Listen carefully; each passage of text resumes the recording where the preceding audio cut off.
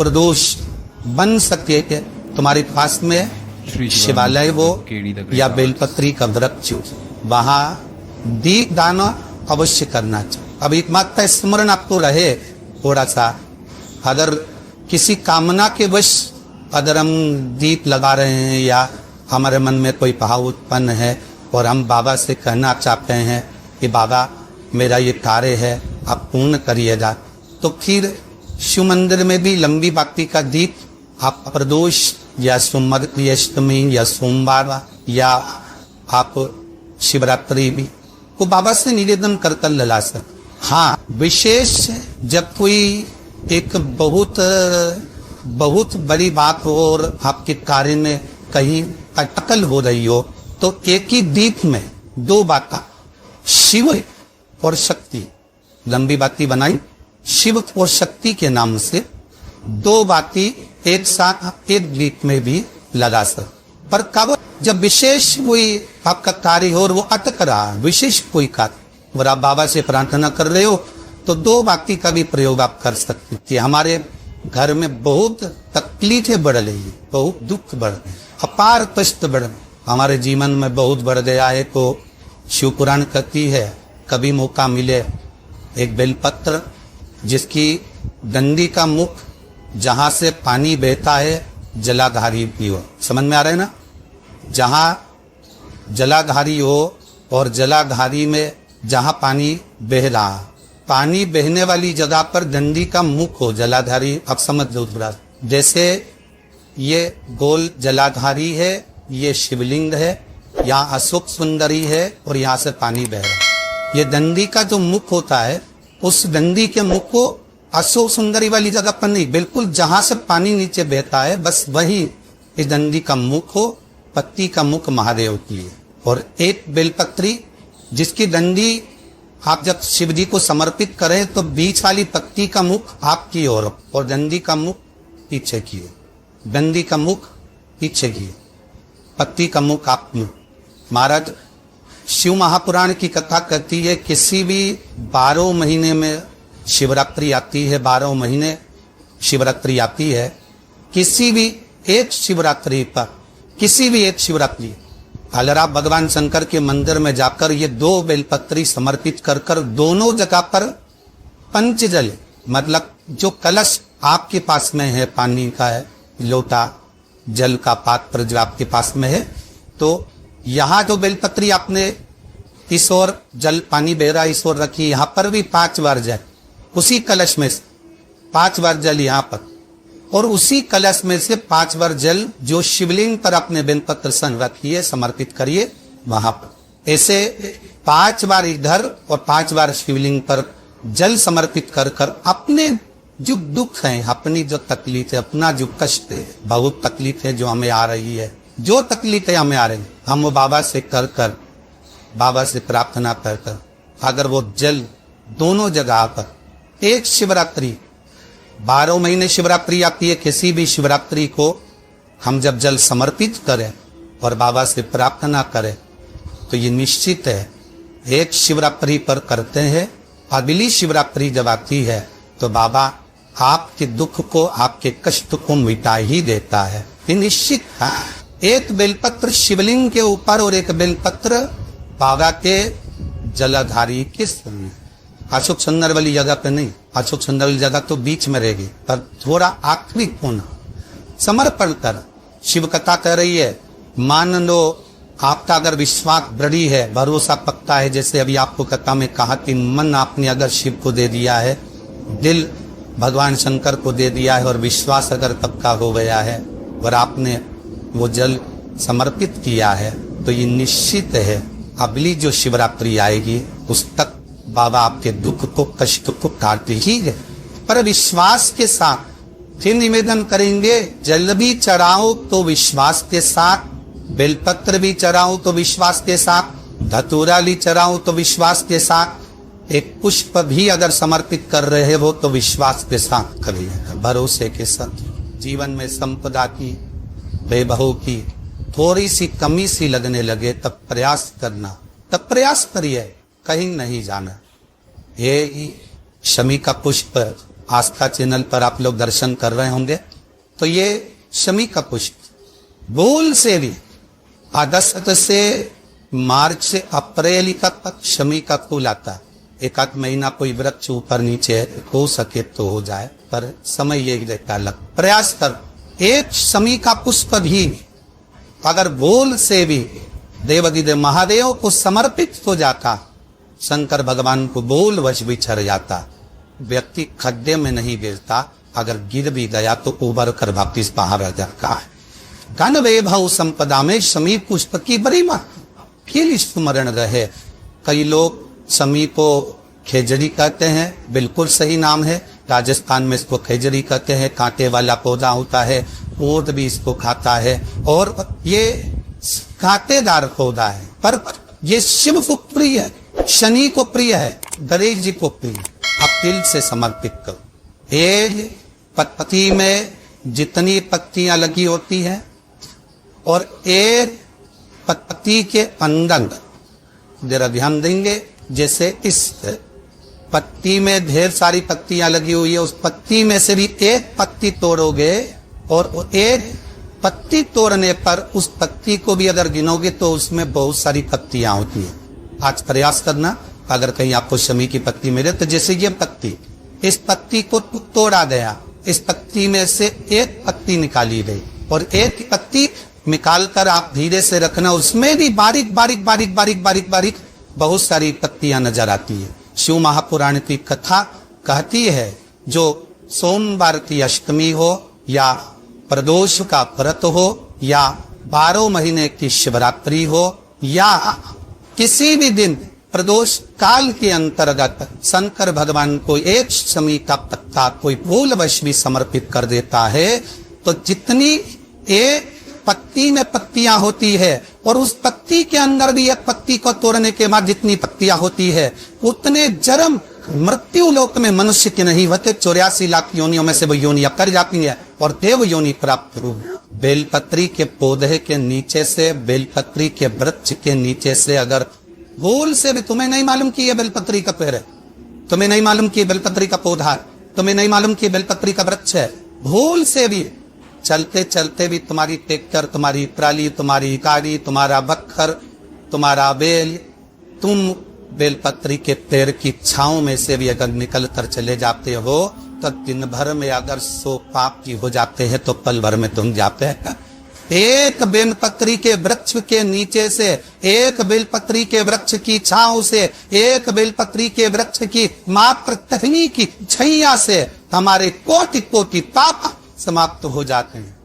आप सबसे इस कोटेश्वर धाम की पावन धरा से एक निवेदन करना चाहूंगा, पूरे आस्था चैनल के श्रोताओं से, फेसबुक यूट्यूब के श्रोताओं से और जितने लोग यहाँ कथा सुन रहे हैं, बारिश का समय आए तो ये बेलपत्री का पेड़ बड़ा कर कर उसको कहीं रोड के किनारे अवश्य लगाओ। कोई निकल कर जाएगा, उस पे छांव पड़ गई तो उसका कल्याण हो जाए। वृक्षारोपण में बेलपत्री का वृक्ष अवश्य लगाइए। 2 वृक्ष की छांव और 2 वृक्ष का दर्शन हमारे जीवन को सुख दे जाता। एक बेलपत्री, दूसरा शमी का पौधा। शमी का वृक्ष तुम्हारे घर में बड़ा मत लगा, पर शमी का पौधा जब तक तुम्हारे इस हाथ की आकृति का रहे, उसमें से तुम पत्ती तोड़ो मत तोड़ो, उसमें से कुछ तोड़कर तुम शिव जी को चढ़ाओ मत चढ़ाओ, पहले तुम बाहर जाकर टूटा हुआ लेकर जाओ, पर घर के बाहर, घर के कमरे में नहीं, हॉल में नहीं, घर के अंदर में ही तुम्हारा घर चारों तरफ से हो जाता है। 4 कमरे, हॉल, किचन, लेट्रिन, बाथरूम सब पूर्ण कंप्लीट हो जाए, उसके बाद जो तुम्हारे जगह बचे, घर से जब तुम बाहर निकलो तो बाहर की ओर जाते समय अगर तुम्हारे निकलते समय तुम्हारा सीधे हाथ की ओर अगर शमी का छोटा सा पौधा लगा है तो ये निश्चित है कि तुम जिंदगी में कभी किसी अदालती कोर्ट केस में, कभी प्रशासनिक आदि केस में, कभी किसी गलत जगह पर जिंदगी में नहीं फंस सकते। आप उससे बाहर निकल जाएं। एक शमी का छोटा सा पौधा भी, उसका स्पर्श, उसका दर्शन, उसमें चढ़ाया गया एक लोटा जल। शमी 3 देवताओं को सबसे ज्यादा प्रिय है। पहला देवादिदेव महादेव, दूसरा शनि महाराज, तीसरा श्री गणेश जी महाराज। श्री गणेश जी क्योंकि शमी की शादी करने वाला कौन था? अभी आगे आप कथा में सुनेंगे, शमी और मंदार की कथा जब आएगी। शमी और आंकड़े के फूल की, सफेद फूल, नीला फूल, गुलाबी फूल आंकड़े का जो होता है, मंदार का होता है, उसका वर्णन जब आए आप उसमें श्रवण करेंगे। एक शमी का पौधा तुम घर से बाहर निकल रहा है, ये जरूर है कि जो फ्लैट में रहने वाले हैं वो इस पौधे को नहीं लगा पाए, क्योंकि जब दरवाजे से निकलते हैं तो अंदर गच्ची होती है, गैलरी होती है, तो कैसे लगाएं घर के बाहर। हाँ, आप डायरेक्ट निकल रहे हैं और आपका पौधा घर के बाहर लगा हो तो बात दूसरी। छोटा सा गमले में, ज्यादा बड़ा नहीं, छोटा सा। ज्यादा बड़ा हो जाए तो उसको कहीं और लग मत। घर से निकलते समय सीधे हाथ पर अगर शमी का पौधा, आप निकल रहे हैं और आपका राइट हैंड सीधा हाथ घर के बाहर शमी का पौधा है, प्रतिदिन का अगर आपका नियम बना चला कि शमी को देख के उधर से बाहर निकल रहे, जिंदगी में कभी काटे तुम्हारे जीवन में हाई नहीं सकते, कोई रोड़ा आएगा ही नहीं। बढ़ व्यापार ना चले, दुख तकलीफ ज्यादा हो, कष्ट ज्यादा हो, बहुत टेंशन जिंदगी में चल रहा हो, कोई काम हो ही नहीं रहा, कोई दिक्कत ही दिक्कत है, व्यापार सही ना चल रहा हो, कष्ट ही कष्ट हो। और यहां तक है अगर बीमारी ने भी घेर रखा हो और बहुत जिंदगी में दुख चल रहा हो, कहीं मत जाना। प्रत्येक महीने प्रदोष आती है, हर महीने शिवरात्रि प्रदोष आती है। 1 लोटा पानी, 5 बेलपत्र,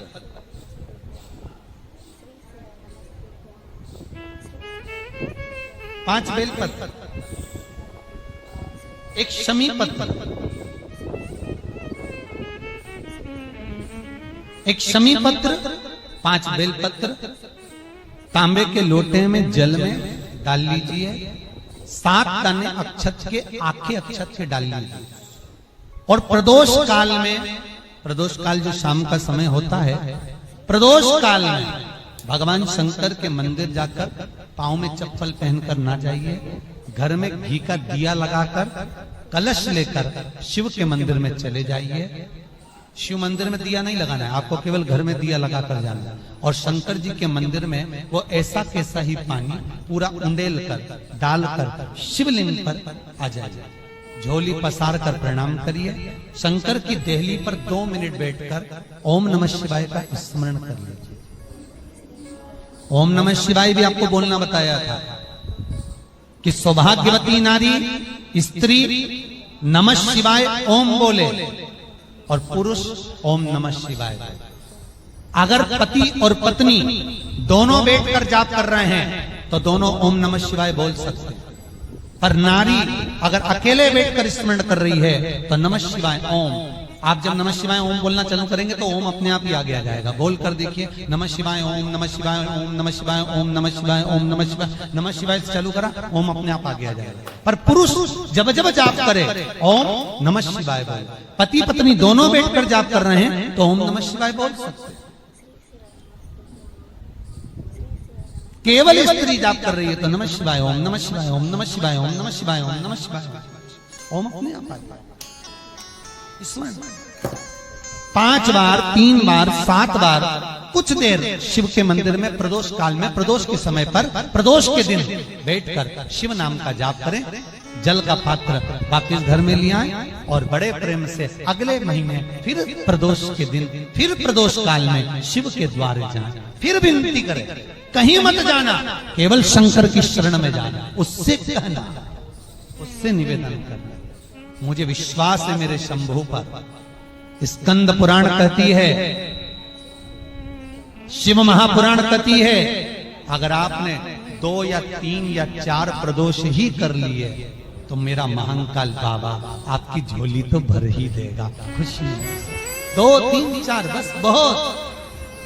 पूरे साल की तो आप करना, छोड़ना मत। अगर बाबा दे भी दे तो पूरा साल तो करना ही करना, बीच में नहीं छोड़ना।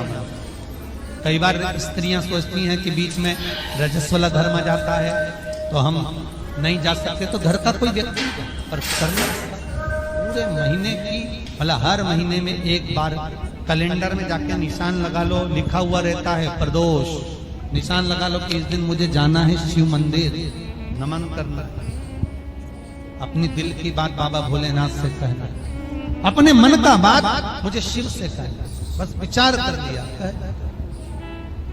और मैं निवेदन करूंगा, जितने लोग जल चढ़ाएंगे और दिल से अगर आपने मांगा है तो बाबा आपको इतना धन तो जरूर देगा कि एक बार शिव महापुराण आप भी कराएंगे, ये पक्का। बाबा इतना तो देगा, ये विश्वास से कहता। स्कंद पुराण कहती है, जिस व्यक्ति पर कर्जा बहुत ज्यादा मात्रा में हो जाता है और कर्जा चूकता नहीं है, आप बहुत प्रयास कर लिए, करोड़ों रुपए का कर्जा हो गया, यहां से लिया वहां दिया, वहां से उठाया वहां दिया, वहां से उठाया वहां दिया, तो निवेदन है, कभी मौका लगे कर्जा मुक्ति के लिए सारे वृक्षों में अगर कोई श्रेष्ठ वृक्ष माना गया है तो वो बट का वृक्ष माना गया महाराज। इसलिए प्रशासनिक कार्य के लिए, मानसिक टेंशन में, परेशानियों में बटकेश्वर महादेव का स्मरण किया जाता है। और यदि निवेदन करूंगा, बहुत ज्यादा यदि आपको कर्जा हो गया है, बहुत ज्यादा कर्जा हो गया और वो कर्जा चूक ही नहीं रहा, तो थोड़े दिन बड़ के पेड़ के नीचे आप बटकेश्वर महादेव के लिए एक लोटा पानी, उसमें थोड़ा सा पिसा हुआ चावल पीस के गला लेना, चावल को और पीस लेना, पीस के उस पानी में मिला लेना और मिलाकर उसमें थोड़ी सी हल्दी पिसी हुई डालकर बटकेश्वर महादेव के नाम से बड़ के पेड़ के नीचे अपनी कामना कर कर जो कर्जा हुआ है उस कर्जे का भान देते हुए, स्मरण देते हुए छोड़ दीजिए। महाराज 2 या 3 सोमवार एक ही जगह पर करना, 3 सोमवार बाद वहीं से बड़ के पेड़ की थोड़ी सी जड़ उठा लाना और उस जड़ को एक कोई धागे में बांधकर या तो अपनी गले में डाल लो या अपनी जेब में पटक लो, उसको थोड़े दिन पटक कर रखना, लगभग 2 से 3 महीना पटक कर रखो। वो जड़ जैसे बड़ का पेड़ विस्तार होता है, पानी गिरे ना गिरे, जल वृष्टि हो ना हो, गर्मी पड़े ना पड़े, उसको कोई फर्क नहीं पड़ता, बड़ का वृक्ष आप रूप फैलता जाता, उसकी जड़ें अपने आप प्रबल होती है। उसी तरह ये बटकेश्वर महादेव कहीं से भी अगर जड़ आपके पास में रखी है 1 महीना, 2 महीना, 3 महीना तक, तो ये जड़ अपने आप लक्ष्मी को पकड़कर खींच कर लाती है और कर्जे से मुक्त कर दे। बटकेश्वर महादेव का स्मरण सुख का देना हो।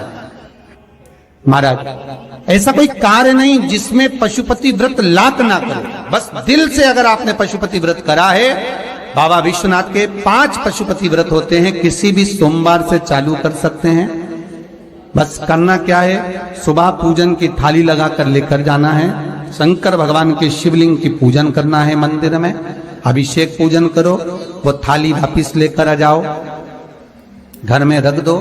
उसी थाली में शाम के समय प्रदोष काल में सूर्य डूब रहा हो, उसके कुछ ही समय के बाद आप आनंद में 6 दिए घर से लेकर जाओ, थोड़ा सा मीठा बनाकर लेकर जाओ और 5 दिए शंकर जी के मंदिर में लगाओ। पूजन करने के बाद में मीठे के 3 हिस्से कर दो, 2 हिस्से बाबा के मंदिर में अलग अलग रखिए, एक ही प्लेट में 2 हिस्से नहीं रखना है, दोनों हिस्सों को अलग अलग कटोरी में, अलग अलग दोने में, अलग अलग प्लेट में बाबा को रख दो और एक हिस्सा, एक दिया लेकर आ जाइए। घर के दरवाजे में प्रवेश करते समय राइट भाग में एक दिया घी का लगा दीजिए जो लेकर आए हो मंदिर से, उसको जला के नहीं लाना है, वहीं पर जलाना। दरवाजे के पास आराम से बैठो, दिया जलाओ और प्रसाद लेकर अपनी कामना कर कर घर के अंदर सीधा पांव रखकर अंदर चले जाओ। सवेरे फरियाल करो, शाम को भोजन करो। जब भोजन करो उस समय पर जो मीठे का आपने भोग लगाया था भोलेनाथ जी को, जिसका एक हिस्सा लेकर आए हो, सबसे पहले भोजन में वो हिस्सा खाओ। प्रसाद का जो हिस्सा लेकर आए हो उसमें से किसी को वो हिस्से में से प्रसाद नहीं देना, चाहे घर में बच्चे हो चाहे बड़े हो। आपको ज्यादा प्रसाद ले जाना तो अलग से ले जाओ, पर उस हिस्से में से किसी को प्रसाद ना दे। कृष्ण भगवान की और वो प्रसाद पहले पाकर फिर आप भोजन प्रसादी ग्रहण करें। पर इसका नियम ये है कि प्रसाद जब आप लेकर आते हैं, आपको पहले भी कथा में कहा कि शंकर का प्रसाद रात भर नहीं रखा था।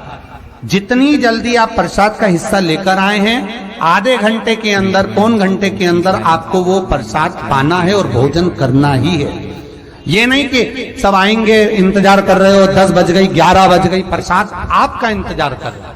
जो प्रसाद है वो आपकी प्रतीक्षा कर रहा है, आपकी बाट जो रहा, आपका इंतजार कर रहा है।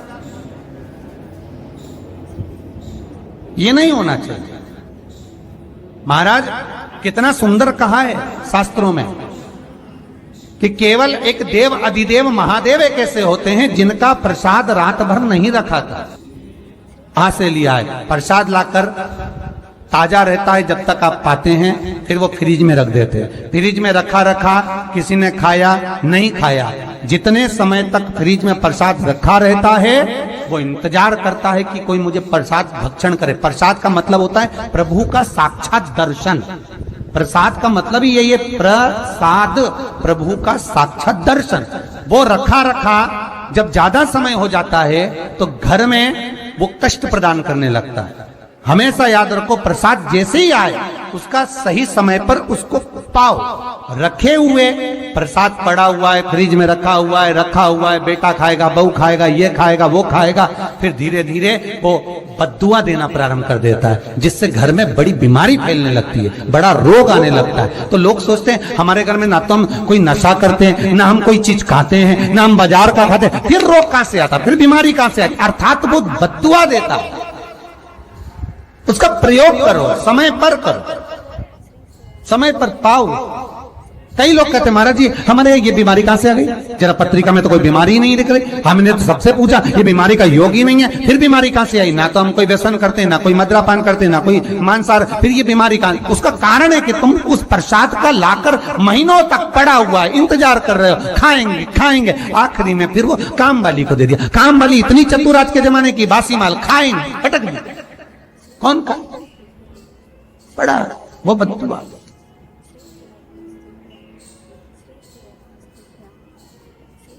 जितना आपको पाना है, जितना आपको लेना है, उतना प्रयोग करो। ज्यादा रखकर बहुत दिनों तक पड़ा है, थोर रखिए, मोहन थाल रखा है, लड्डू रखा है, पेड़ा रखा है, कुछ सामान रखा, नहीं भाई, जितना बने उतना लाओ, नहीं तो किसी को तुरंत बांट दो, समापन करो। पर अपने यहां पर बहुत दिन तक रखकर उसका बाबा स्वयं, मेरा श्री जी बाबा, मेरे तिरुपति बाबा, मेरा गोवर्धन नाथ, मेरा भोलेनाथ, उस प्रसाद के रूप में तुम्हारे घर में कितने दिन इंतजार करे कि मैं तेरे भीतर प्रवेश करूं, पर तू कराए ही नहीं, पड़ा है, रखा रहने दो, मन नहीं करता।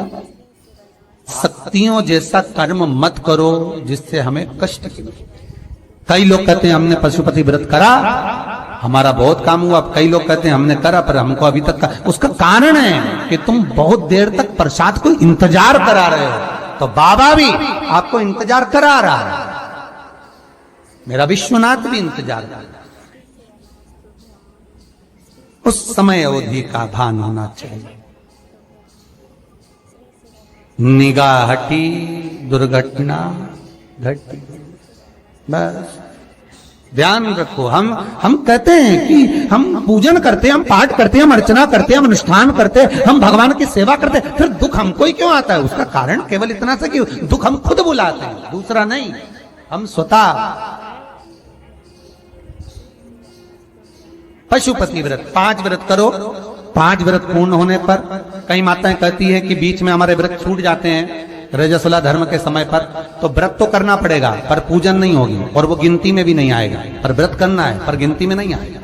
मार पूजन भले मत करो, 7 दिन बाद आप जो व्रत करें वो अपने ऊपर है, पर गिनती में नहीं आएगा। व्रत करना पड़ेगा। गिनती में तब आएगा जब दरवाजे पर आप दिया लगाएंगे, जितने दिए आपने लगाए उसी गिनती में आएगा। और महाराज 5 व्रत जब पूर्ण हो जाएं, 5वां व्रत रहे, तब एक नरियल, श्रीफल, उस पर एक मोली नाड़ा लच्छा लपेटकर उस पे 11 रुपए रखकर, कोई आपको किसी को ना भोजन कराना है ना भंडारा करना है, केवल मोली लच्छा लपेटकर 11 रुपए रखकर बाबा विश्वनाथ के सम्मुख में शंकर जी की वो जलाधारी जो गोल है माता जगत जननी का हस्तकमल, उसी पर रख देना है। विनती कर देना, बाबा मेरी ये कामना से मैंने ये व्रत किया, जो पशुपति व्रत स्कंद पुराण में, लिंग पुराण में, नर्मदा पुराण में, शिव महापुराण में, पद्म पुराण के अंदर वर्णन किया, वो व्रत मैंने किया। बाबा मेरे इस व्रत को स्वीकार करना, मेरी कामना पूर्ण करना। बाबा को झोली पसार कर प्रणाम करो और अपने घर को चल जाओ। बस यही 5 व्रत का विधान। पशुपति व्रत ऐसा कोई काम नहीं जो ना हो, बस दिल से अगर व्रत किया है तो बाबा मनोकामना पूर्ण तो करे ही।